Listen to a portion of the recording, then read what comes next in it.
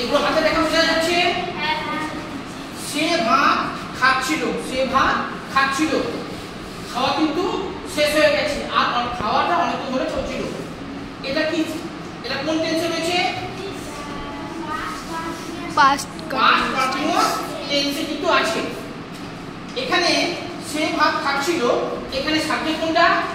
সে। সে হচ্ছে আমাদের সাবজেক্ট। ভাতটা কি হবে?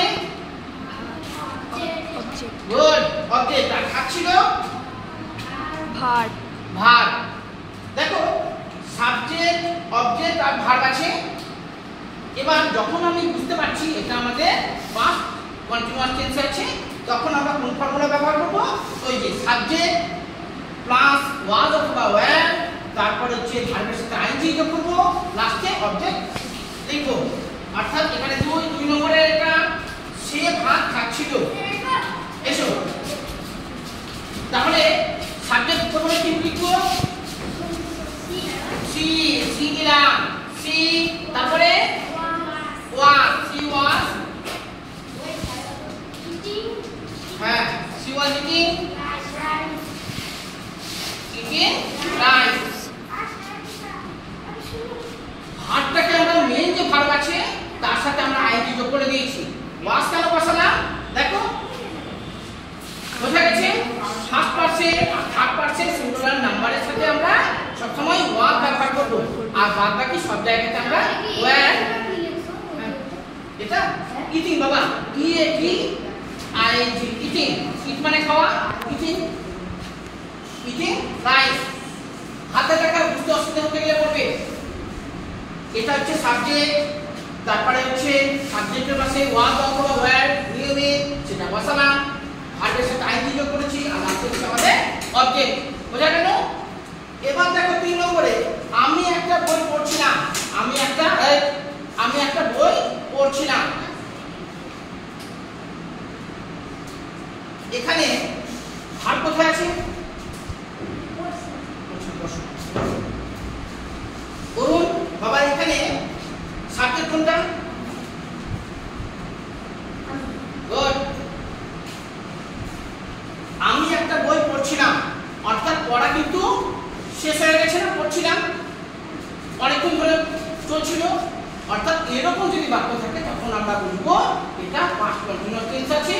পাস্ট কন্টিনিউয়াস টেন্সের নিয়মই হচ্ছে সাবজেক্ট ওয়াজ বা ওয়্যার, তারপরে এসো ভার্বের সাথে আইএনজি যোগ করব, ভার্বের সাথে আইএনজি যোগ করব, আর লাস্টে হচ্ছে আমাদের অবজেক্ট। তাহলে প্রথমে আমরা কি বসাবো? প্রথমে কি বসাবো? আমি একটা বই পড়ছিলাম, হ্যাঁ আয়ের পরে কি বসাবো?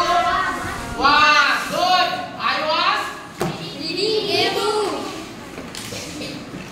এটা হচ্ছে আমাদের রিড হচ্ছে আমাদের মেইন ভার্ব, মেইন ভার্বের সাথে আমরা আইএনজি যোগ করে দিয়েছি। রিডিং এ বুক, বুক হচ্ছে আমাদের অবজেক্ট। হাতে লেখা নিয়ে কারো কোনো সমস্যা মনে হচ্ছে? তুমি ফুটবল খেলছিলে, তুমি ফুটবল খেলছিলে। You are playing football. আর কেন হলো? খেলছিলে, খেলা শেষ হয়ে গেছে তো ইউ আর কেন হবে? যখন আমরা বুঝতে পারবো পরে এটা আমাদের পাস্ট কন্টিনিউয়াস টেন্স আছে, তখন আমরা এই ফর্মুলা অনুযায়ী কিন্তু করব। বোঝা গেছে? ইউ আর আর হয়ে গেল বাবা, এটা প্রেজেন্ট টেন্সে চলে আসছে। ইউ আর প্লেইং ফুটবল, এটা প্রেজেন্ট কন্টিনিউয়াস টেন্সে চলে আসছে। বোঝা গেছে? এটা তো পাস্ট কন্টিনিউয়াস টেন্স আছে। তুমি অর্থাৎ ইউ, তারপরে কি বসাবো? You are. দেখো এতক্ষণ ছিল ফার্স্ট পারসন সিঙ্গুলার নাম্বার, অর্থাৎ এগুলো বাদে যা কিছু থাকবে নামটা, ঠিক আছে? এগুলো ছাড়া যখনই অন্য কিছু থাকবে তুমি, তোমরা, আমরা, এই ক্ষেত্রে আমরা ওয়্যার ব্যবহার করব। You are playing football. PLAYING, playing football।